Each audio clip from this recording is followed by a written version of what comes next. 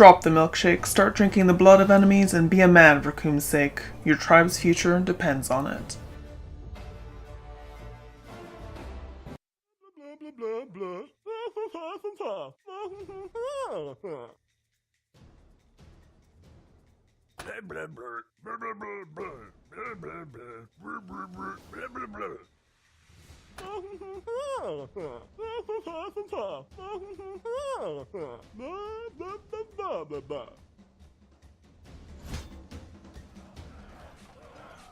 Crush Your Enemies features the heartwarming tale of a barbarian father trying to ensure his son will be just as much a skull crusher as he is.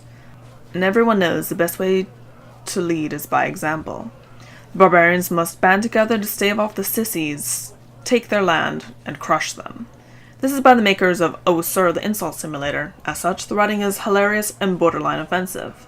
The story is told via dialogue exchanges, voiced as gibberish, and spans across 4 campaigns, each starring a different character. The game features a simplified and intuitive take on your typical real-time strategy formula. There are no bothersome menus or stats to watch beyond pure population, and some materials. The main goal of every map is to destroy the enemy's base. Step 1. Recruit more barbarians. If there's one thing barbarians are good at, it's fighting. If there's another, fuking. In order to recruit more units, you'll simply need to stand in tents and they will multiply. Step 2. Claim land by walking over it. Unclaimed land takes less time to claim than the enemy's land. Step 3. Have more units than the enemy when engaging to win battles. Your barbarians will fight automatically. Each class has a population limit as far as groups go. You can add additional units once some have fallen. Step 4. Destroy buildings and build your own in their place. There are a few building types, such as the tents I mentioned earlier, that will allow you to recruit units, but there are also buildings that allow you to change job classes and give you defensive benefits. If the building belongs to an enemy, you can destroy it and build your own. Classes have different advantages and disadvantages. The basic class isn't the strongest, but is the only one that can procreate. Archers can attack from an adjacent tile without fear of retaliation, but will melt like butter in the hot sun when facing off against melee units at point blank. Using a good mix of units is a key to victory. Step 5. Crush your enemies and win. While the chain of events is quite simple, it's one that will lead you to victory across the course of 100+ maps.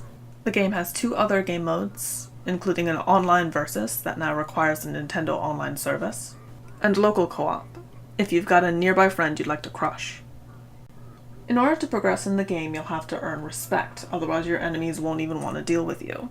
To earn respect, you have to complete main objectives and side objectives in battle, which are outlined in the start screen and also in the pause screen. Side objectives are specific tasks to perform on the field of battle. They can be completed at any time and don't necessarily have to be completed during one match. Some objectives, in fact, can't be attempted in one shot, and the game expects you to reattempt the map. The overworld map is broken into nodes that unlock in a linear fashion. There's an ebb and flow to the game difficulty. It's a bell curve, where every so often you're introduced to a new game mechanic, and it starts off easy, but then gets more difficult by the time you should have more or less gotten the new mechanic down. After the peak difficulty, they introduce a new game mechanic, and the curve resets. Also on the overworld map are Generian villages. Some of these are guarded by challenges, but others can simply be overthrown by walking upon them. After main missions, villages turned breweries will provide beer, which can be used as currency to purchase single-use items. You'll unlock more item types as you continue in the campaign. Unfortunately, its sense of humor and simplified controls aside, the game isn't very friendly to newcomers. It ups the ante quite quickly, and those of us who aren't as good as RTS games, and I will admit to that flaw, won't have a great time. More than once I felt like flinging my Joy-Cons, which are expensive by the way, simply because I was running it into a dead end, just ramming my head against a wall, trying to figure out how to get past a map. After getting past the map, I quickly found myself running into yet another dead end and wanting to fling my Joy-Cons. You have been warned.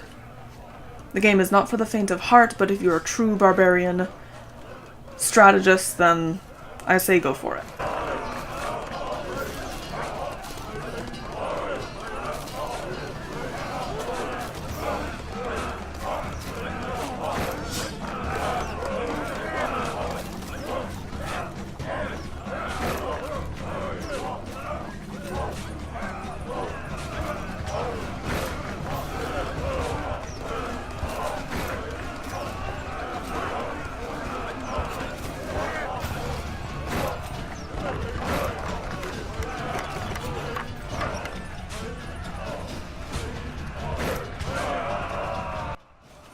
Final verdict? So-so. And I know some of you may disagree with me on this, but I felt as though the game was not accessible to all types of gamers, if only because of the difficulty level.